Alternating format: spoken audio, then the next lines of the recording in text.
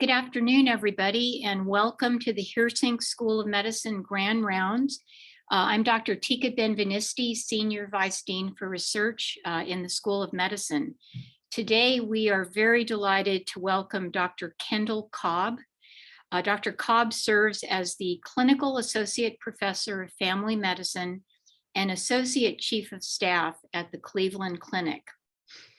I will now turn the floor over to Andre Lassiers, who is our Chief Diversity and Inclusion Officer in the Office of Diversity, Equity, and Inclusion in the UAB Health System, who will now formally introduce our esteemed guest. So Andre, over to you. Thank you. It is a great pleasure that I introduce to you a good friend of mine and a great colleague, Dr. Kendalle Cobb. Dr. Cobb grew up in San Francisco. She went to college, and graduated from Harvard University with a bachelor's degree in history. She earned her medical degree from George Washington University in Washington, D.C. She then headed back west, where she completed her family medicine residency at Kaiser Foundation Hospital in Fontana. In 2018, she was elected to the Board of Governors at the Cleveland Clinic before the CEO asked her to step down to lead the differentiated lifetime care, which will transform the way that the clinic delivers care. In March 2021, she was appointed Associate Chief of Staff, where she focused on making Cleveland Clinic the best place to practice medicine for physicians who work in the outpatient setting, and on recruitment and retention of physicians with a specific focus on those traditionally underrepresented in medicine. I look forward to hearing Dr. Cobb and having her share with you the wonderful expertise that she has. Dr. Cobb.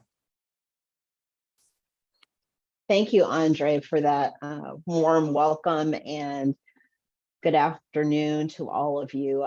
I am going to share my screen.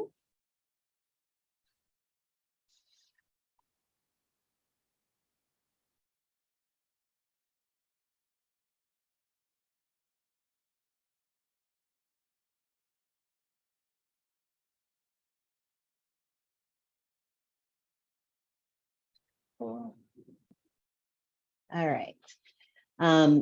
So I know that many of you have been working remotely or hybrid, and I also know that there's an opportunity for many of you to work primarily remotely.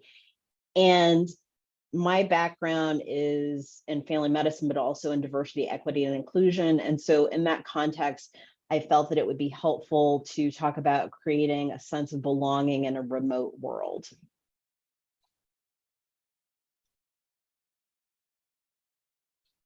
So just to go over a little bit what we're going to be talking about, we'll have plenty of time for questions. Belonging is a basic human need. There is a framework about belonging that comes out of UC Berkeley that I'll go over with you. And then there have been some studies about belonging during remote work, the importance of virtual connections, and then honoring differences and holding space for others. So Maslow's pyramid talks about human needs. I'm going to move Andre's picture over a little bit. So just above eating, drinking, sleeping, and feeling physically safe, you have belonging. And so really this is a basic human need.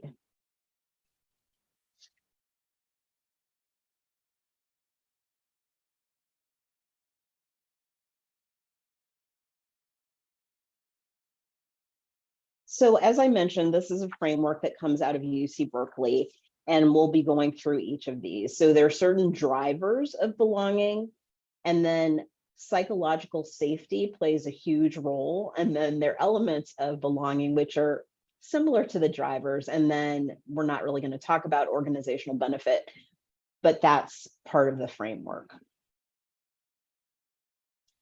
So there are 4 belonging drivers: affirmation and pride, trust, and empathy.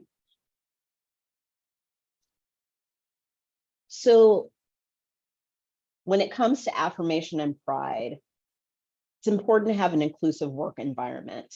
And one of the reasons why I'm keeping on my camera, even though I'm looking down at my paper often, is that one of the things that helps in terms of inclusion is for people to be able to see one's mouth. And so if somebody's having difficulty with hearing, being able to read lips is important. And so it's helpful when you're having a group meeting to have your camera on. I know that that's not an option today. Closed captioning is important for having an inclusive work environment, but also if you're meeting in person, having people have the ability to write comments on sticky notes, or in this case, type a question in the Q&A part, making sure that you leave time for comprehension and having pausing points. And then as far as work-life boundaries, and I'm going to come back to this again a little bit later about work-life boundaries, because it's really helpful to remember as we're talking about belonging. So as you know, a lot of people like to leave work at work, and that's been more challenging during the pandemic, where a lot of people have done a lot of their work from home. And a lot of times we talk about with inclusion, the opportunity for people to bring their whole selves to work. It's important to remember, though, that some people like to keep those two parts of their lives separate. And so giving permission to people that like to segment work and life. And there also has been literature research done around if people don't have a healthy balance, then belonging lessens. And so it's really individual. So what might be very attractive to you might be very displeasing to one of your colleagues as far as wanting to spend time outside of work together, that kind of thing. And so being mindful of those differences. One of the other drivers of belonging is trust. And so it's important to have connectivity opportunities. Remote connectivity opportunities are an option. When we were prepping for this session, Jessica mentioned sending something to Andre via Slack. And so it seems like that's something that you use there. There are other ways of communicating, but that ability to communicate with one another, even when you're not in the same place, is important. It's important also to have dedicated time to prompt community. So if you think about when we're meeting in person, then there's some small talk that happens. You get to catch up with people. And so it's important to have some of that at the beginning of virtual meetings as well. Because people aren't walking to a meeting or driving to a meeting, then there's more time for those social connections. And the literature shows that when people are connecting virtually, there are fewer micro inequities than when they're meeting in person. I can imagine that if there is an early morning meeting, so early for your organization, I believe, is probably different than early for my organization, which tends to have a lot of 7 a.m. meetings. One can imagine that if somebody can join a 7 a.m. meeting, then they're able to drop off their child as opposed to coming in late to a meeting, in which case there might be assumptions made about where they were. I remember several years ago, I was in a leadership course, and one person came in fairly late, and the person, she is a surgeon, and I made the assumption that like she just didn't care about the course, when in fact she was in an emergency surgery. And so there are assumptions that we make and stories that we tell ourselves that by allowing people to join virtually, we can eliminate that. The next driver is empathy. And this has to do with acknowledgement and accountability structures. And so It's important to openly address mistreatment, to acknowledge people's work and behaviors, both good and bad, and to be transparent about expectations. And then that second point, as far as organizational values and principles, it's important that organizations live out their values. It's important that the values of the organization align with the values of the employees. And currently, organizations' mission and values are more important than salary in people seeking jobs, particularly millennials and young adults. And so it's important not only to act on one's values, but to have consistency and transparency. So again, the 4 drivers that we've talked about are affirmation and pride, trust, and empathy. So I just want to give you a moment to think about the ways in which you feel affirmed or proud of working with your team and for UAB. Think about the ways that you trust your team and UAB, and the ways that in which you show empathy for the other members of your team and of your community.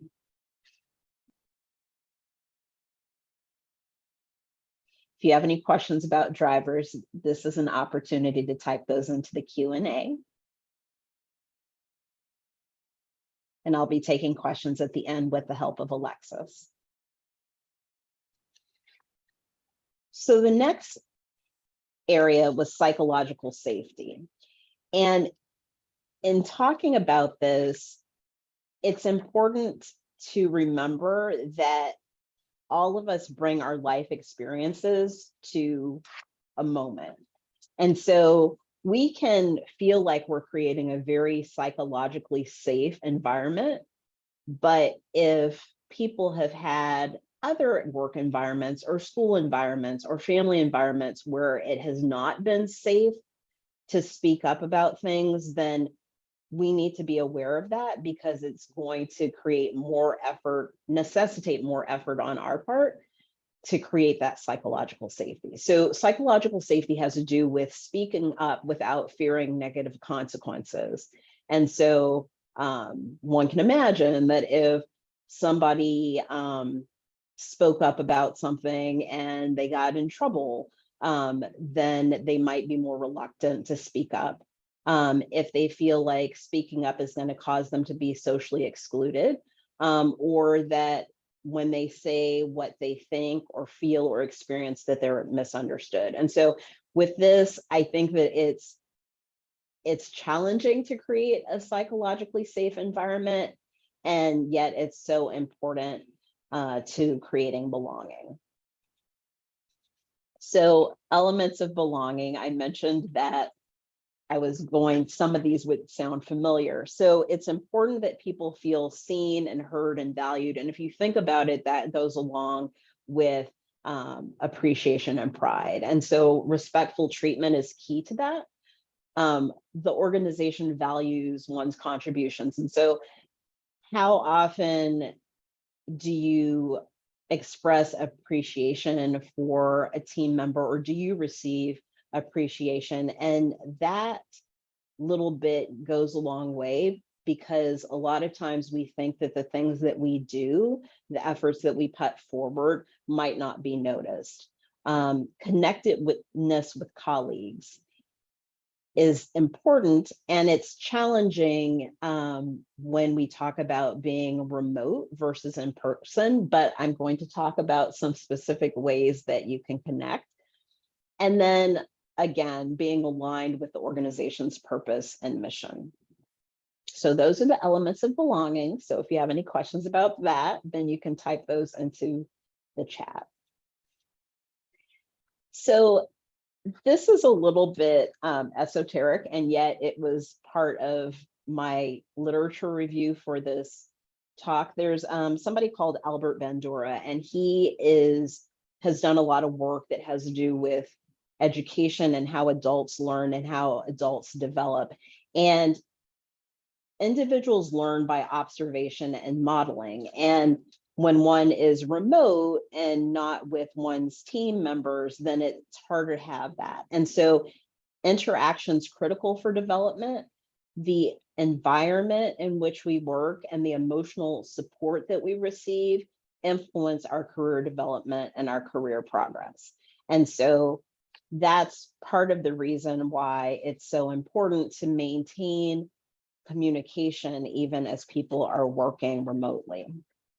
There was another study that I reviewed, and it was about nurses that are taking calls from patients and triaging what needs to happen. And so this is my language, not their language, because this makes more sense to me, but these are the 4 categories that they came up with. So when you're working next to somebody and something happens with a patient, with somebody, a client, that opportunity to sort of express one's feelings about what has happened is important to sort of moving on and being productive with one's day. Secondly, in anticipation of a meeting or call that might be difficult, then it's sometimes helpful to talk with somebody about how one's going to approach that. And so that's another aspect of communication that is important, that we need to be intentional about as we're working remotely. Debriefing. And so this is a little bit different than venting. Debriefing, I think of as how can one do something better the next time. And so having that opportunity to talk with somebody or members of the team about what happened and what one can do better. And then there's this thing called signaling, which is how do you communicate to somebody when you need help? And so the article that I read about triage nurses really was about how do you have somebody maybe listening in so that, or say like, I need help. The way that I think about this is that there are times when I'm with a patient and I have been doing this for a few decades, and yet there's sometimes when it's challenging for me to extract myself from the room. And so we use an electronic health record. There are patients where I'll put a red dot next to the name of the person. And so then my medical assistant will come in and sort of ask me for assistance with something. And so it's important to have ways of signaling that one needs assistance or that one's in over their head. So there have been a few studies about belonging during COVID. This study found that having a meaningful role within the team increased belonging. And as I think about early on in the pandemic, a lot of people whose day-to-day work was limited because of the pandemic, then they were having different roles, whether it was screening people, doing temperature checks when they came into the hospital. And so really adapting was important. Now that things are, more of the work that we do in hospitals is back to normal, then people really have that meaningful role within their team. Team activities are important as far as increasing interpersonal bonding, as well as there in this article talked about virtual water cooler chats. And so again, that goes back to using some app like Slack or something else where people can really have an opportunity to vent, debrief, coach, based on just needing that social interaction. The other thing about COVID is that you might have been on in meetings where somebody's child or pet sort of entered the screen. And so typically when we were all in the same place in person, then you didn't necessarily know about what was going on in somebody's life. And so there's a sensitivity that can help belonging. Again, there's some people that don't want that. They don't want their lives integrated, their personal and their professional lives integrated. And so, but we have an increased awareness of people's personal lives. You might also have seen this, like where somebody has their phone and they're driving in a meeting and they're on mute, but you can see that they're driving. So this same study looked at virtual social team activities. And so you, like I, have likely had different opportunities to get together with members of the team in a social setting. And that helped. You can imagine that if each of us were working at home with only whomever lives with you for company, that one could feel isolated. And so there was a positive response to having these virtual social team activities. People felt that it wasn't the same as bonding face to face, but there's an efficiency about doing work because you don't have somebody coming by, your cubicle, your office, and so getting things done, but there isn't that opportunity to have spontaneous conversation. And if you think about how when you're in the same place as somebody, you might stop by their cubicle or stop by their office or run into them on the way to the restroom, where you don't have that when you're working remotely. And I don't know how much of this is an issue for you at UAB, but one of the things that we're finding is that now that we've gotten used to having virtual meetings and we're a global organization, then we have to take into account the time differences and make sure that we're not having a meeting at a time that really is in the middle of the night for another team member. I think I went backwards. Bear with me for a moment. There we go. So the other thing that I think is really important, going back to Bandura's point about the importance of interaction for modeling and career progress and personal development. If you don't have to be in the physically same place as somebody else, then there's an opportunity to have more access to supervisors and mentors. I know that I connect more with people virtually than if I had to go and meet them someplace. And so that's a positive. It's important. I know that some of you are people leaders and others of you aren't, but it's important that supervisors reach out regularly to their teams because of that need for connection. Going back to the psychological safety, some of us tend to focus on what we're not doing well as opposed to the things that we're doing well. And so it's really important for supervisors to give that feedback that, of appreciation, acknowledgement of what people are doing, ability to check in on others, and then knowing that there's a resource for knowledge and development. So I thought that this was fascinating. This article was about social belonging challenges that we have to be intentional about, especially when we're in virtual settings. And so sometimes we'll assume that everybody around us has had the same background or same experience. And this happens sometimes in the medical school, where people say like, oh, where are you going for break? Not recognizing that some people might not be able to go anyplace for break because of financial reasons, other obligations. And so being mindful of what we ask about when we're doing the small talk is important. And then adhering to perceived norms and formality. And so there are people that everybody calls by, environments in which everybody calls everybody else by their first name, whereas there are other environments where it's very hierarchical. And so making sure that that we're aware, and that sometimes is more challenging. And I'll give you an example. So I was in a meeting, and it had been sort of a heavy meeting. A lot of places are having financial difficulties and work shortages.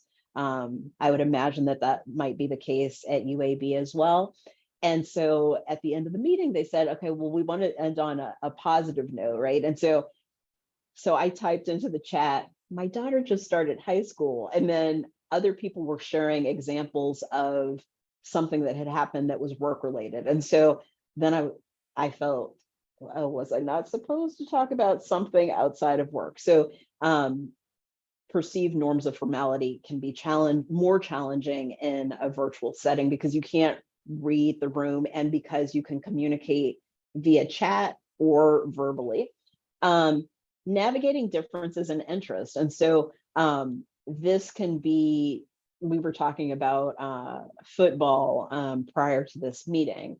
And some people are into football and some people aren't. But then the other thing that I think is really important is, as we're meeting virtually, and there's some people that aren't sharing about what's going on in their personal lives, if we aren't sensitive to the differences, it can cause people to feel like they don't belong, whether it's asking, where are you going on vacation, or assuming that everybody has the same political stance that one does. And so really being sensitive around the fact that we want everybody to feel like they belong, and not feel ostracized. Even as I'm saying that, I'm like, well, there's some people that I do want them to feel excluded, but I'm interested in hearing your thoughts and questions during the question and answer section. And my last content slide has to do with this study that has to do with identity and visibility. And so it's important and somewhat challenging to build a social network when we're virtual. And part of that has to do with, if you think about, and this might be true at UAB as well, there are a lot of people that have started working for organizations since February 2020, and the ability to know them and for them to know others requires more effort. And when I think about people that I've known from before the pandemic started, they know me, and so they are more likely to listen to me, as opposed to trying to create that network. You have to build the network so that people will hear what you're saying. One of the things that is important, especially as we're working virtually, is a lot of times people won't have on their camera, and there are lots of reasons why someone might not have on their camera, but that visual engagement is an important part of establishing a presence. Related to that is, if you think about meetings where some people are virtual and some people are in person, regardless of whether somebody's virtual or in person, it's important that they have the same influence. And so if you're having a meeting and people are in person versus virtual, making sure that when you ask if there are any questions, saying that you're going to look at the questions in the chat before you ask address the questions in the room is one option. The other thing is that as we're considering projects, assignments, recognizing that the people that are working virtually are equally available, and so not having a bias towards people that are in the office. And lastly, this idea of virtual identity appropriate to the organization setting. And this goes back to expectations and norms. I have a colleague who she wears clothing that she wouldn't necessarily wear if she were coming into the office. And so being aware of how that might be perceived, being aware of how I might be perceived, if I go to an evening meeting, then I might have already like worked out and changed into something else. And so then how do I maintain the expectations of the organization, even as I'm in a different setting? So my last slide, before we're going to open it up to questions, are remembering that belonging is a basic human need, that interaction is critical for development, and people vary in how much they're going to want to disclose. It's important to provide opportunities for connection.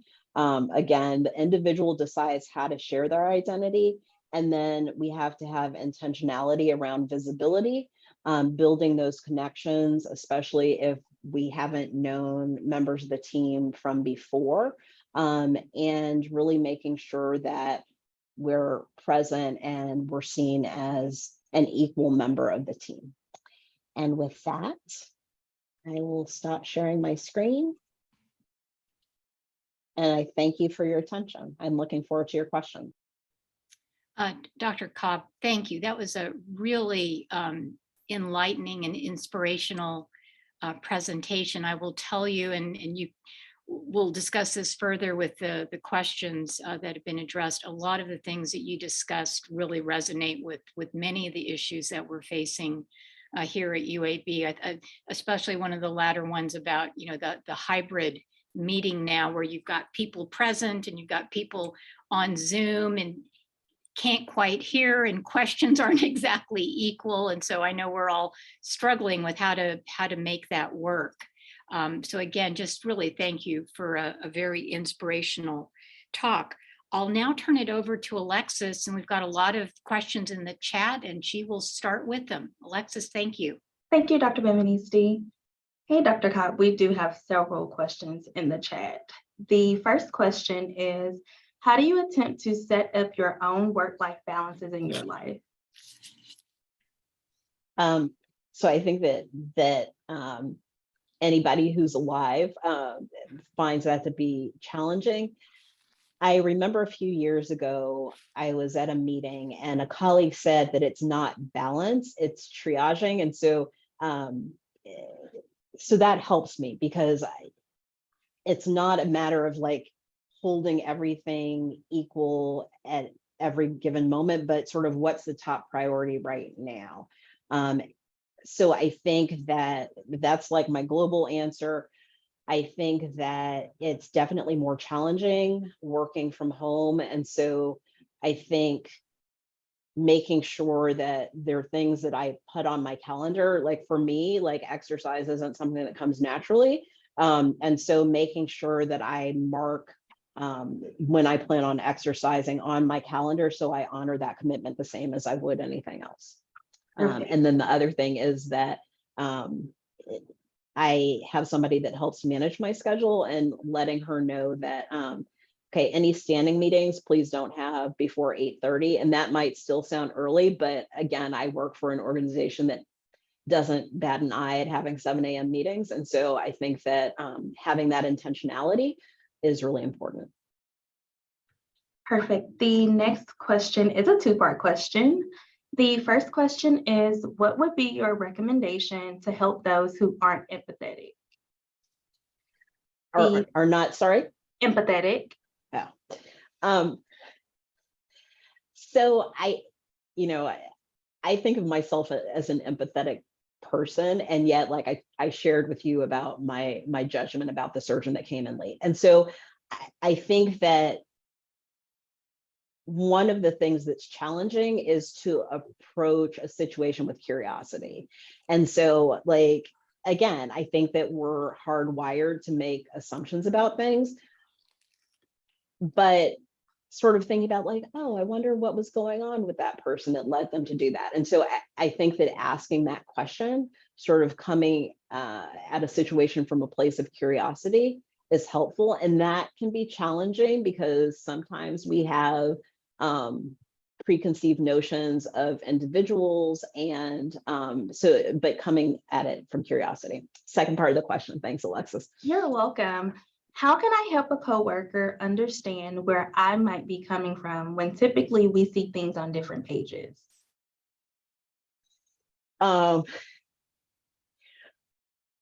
I wish you guys could unmute so that you could share, because what I typically say is, so what are your thoughts about that? And so I think that probably the approach that I would take is to consider what motivates the individual asking the question, what they value, and then sort of not making assumptions about what the other person values or is prioritizing, and then looking for some commonality, and looking for common ground is what I would recommend. Perfect. The next question, I do feel my organization values my contributions, but some of my colleagues might not. How do I balance the two? So that's challenging, because I think that emotion is contagious, right? So like if there are people that are feeling like disenfranchised, I think that one is recognizing that people have different experiences. The second is sort of helping them to identify, so doing some coaching, like identify like sort of what do they value, what do they want, do they see that they can make that happen, and also like there might be a difference in how they're being valued and their contributions are valued, and so acknowledging that their situation might be different, but also helping them to get to where they want to be, and hopefully that'll be still at UAB, and you're helping them to view the organization in a different way, or talking to like whomever and saying like, hey, like I feel really appreciated, but so and so might not feel appreciated, and sort of, so if that happens, then sort of saying like, thank you, and so really helped me with that project. So just some ideas. Perfect. The next question is, how do you, Dr. Cobb, manage burnout in your own life?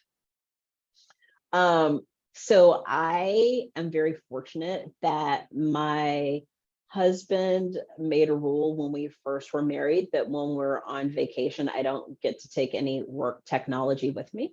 And so that's one way. And during the pandemic, I honored that, even though we were still in the same place. I think that one of the things that I routinely have done throughout the pandemic is there are times where I just feel very low, and I'll just take my phone and I will send text messages to different contacts just to check in to see how they're doing. And so I think getting outside of myself is helpful. And also acknowledging like this is really hard. So I think that those are two things that I've done. Okay. We have time for one more question.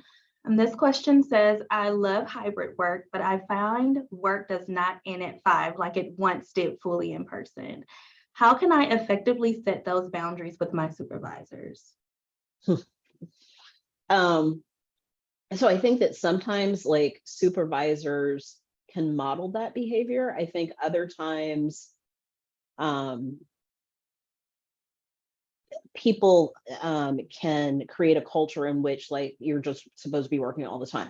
One of the things that I really appreciate now is that whenever I'm about to send an email, and I think that you have to set it as such, there's a little message that pops up that says, this person's normal working hours start Monday at 8 a.m. or whatever. And so then like prompting you to delay sending it. And so I think that that's an option that each of us has, is to sort of send a message saying like, okay, these are the hours that I work. And, ideally like the person that you're working for is going to set that. But I determined 3 rules for myself. One is that it's not my role to play the martyr. The second is that it's not my employer's job to do what's in my best interest. And the third is it's not my employer's job to take care of me. And so that sort of self-advocacy can be challenging. And I think it can help people feel empowered about the fact that they aren't going to like sort of give their heart and soul to an organization. I mean, it's great to give your heart and soul to an organization, but you also need to take care of yourself. Perfect. Thank you so much, Dr. Cobb. With that, we'll turn it over to Dr. Benvenisti for closing remarks. So first of all, again, Dr. Cobb, thank you really for an inspiring presentation, and also for some great suggestions for many of the questions that were asked. Hopefully this will provide, your comments will provide tools for people to be able to deal with the issues, which we've really you focused on COVID, and we're still in it. I think it's anyone's guess when that will end, but clearly just the work environment has changed and will probably change for good. And I think we need to recognize that and really appreciate your comments. Again, thank you to everyone who took the time this afternoon to attend, and wish everybody well and a great rest of the day. Dr. Cobb, thank you again. Thank you.